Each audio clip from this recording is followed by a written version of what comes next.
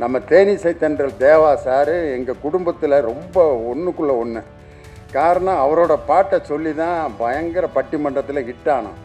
லாலாக்கு toll டொப்பிமா கண்ணே கங்கம்மா இடுப்பை சுற்றி திருப்பி பாரம்மா அப்படின்னு சொல்லிட்டு இந்த பாட்டு கவிஞர் வாலி ஒரு பெண்ணை பெருமைப்படுத்துவதற்காக எழுதினார் அப்படின்னு சொல்லிட்டு அதுக்கு விளக்கம் கொடுத்தோம். லாலா என்றால் திருநெல்வேலியில் அல்வா கிண்டும் இடம், டோல் என்றால் அடுப்பு, டப்பி என்றால் மாவு வைக்கும் டப்பா.